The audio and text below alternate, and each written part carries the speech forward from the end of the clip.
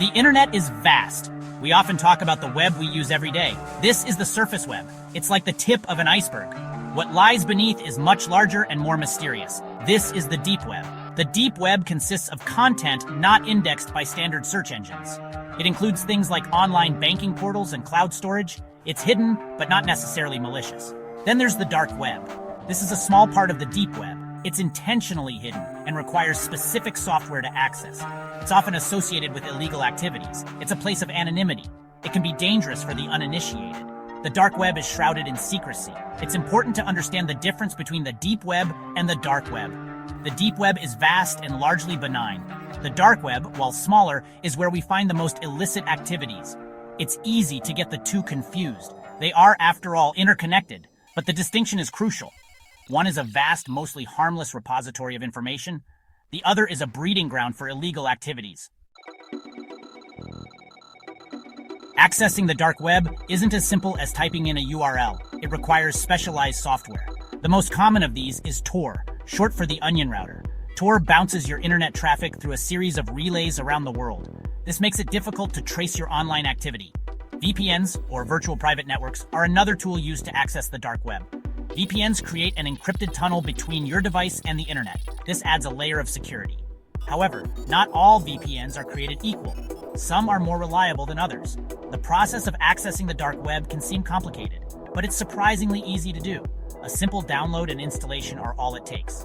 This ease of access is part of what makes the dark web so alluring. It's also what makes it so dangerous. Tor is the most popular way to access the dark web. It uses a process called onion routing. This involves encrypting your data multiple times. Each layer of encryption is like a layer of an onion. Your data is bounced through several relays. Each relay peels off a layer of encryption. This makes it very difficult to trace the data back to its source. Websites on the dark web are known as onion sites. They have complex addresses made up of random letters and numbers. These addresses end in the onion suffix. Onion sites can't be accessed through traditional browsers. You need Tor to access them. Navigating the dark web is like navigating a maze. Onion sites are not indexed by search engines. You often need to know the exact address to find what you're looking for. There are directories and forums that list onion sites, but these can be unreliable and dangerous. The dark side of anonymity, risks and dangers. The anonymity of the dark web attracts all sorts of illicit activities. It's a marketplace for drugs, weapons, and stolen data. Cybercrime is rampant. Hackers buy and sell malware, stolen credit card information, and other sensitive data. Surveillance is another risk. Law enforcement agencies are constantly monitoring the dark web. They are looking for criminal activity. It's easy to stumble into something illegal. Even if you're just curious, you could become a target. Scams are also common on the dark web. Because transactions are often done with cryptocurrency, there is little recourse if you get cheated. It's important to remember that anonymity cuts both ways. It protects you, but it also protects criminals. The dark web is a dangerous place. The anonymity that attracts so many users also makes it a haven for criminal activity. It's important to be aware of the risks before you venture into this hidden world. Legitimate in the shadows. Legal uses of the dark web. While the dark web is often associated with illegal activities, there are legitimate uses for it. Journalists and activists use it to communicate safely. They can bypass censorship and protect their identities. Whistleblowers can also use the dark web to expose corruption and wrongdoing. They can do so without fear of retribution.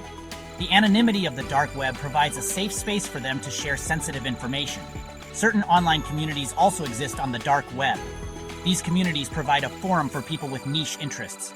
They can connect with like-minded individuals. They can do so without fear of judgment or persecution.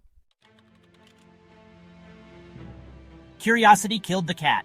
A word of caution. The dark web is a fascinating and dangerous place. It's easy to get caught up in the mystery and allure of it. However, it's important to remember that curiosity can be risky. Without proper precautions, you could expose yourself to serious risks. Before accessing the dark web, it's vital to understand the risks involved. You should use strong passwords and two-factor authentication. Avoid clicking on suspicious links. Be wary of anyone you meet online. Remember that not everything you see on the dark web is true. Think carefully about whether you really need to access the dark web. If you're just curious, it's best to stay away. The risks far outweigh the rewards. The dark web is a place for anonymity, but it's not a place for the careless or the curious. A final warning. The dark web is a double-edged sword. It offers freedom and anonymity, but it also harbors danger and deception. Remember that every click is a risk. You are stepping into a world with its own rules. Ignorance is not a shield. Proceed with caution or avoid it altogether. The choice is yours. But remember, the dark web never forgets.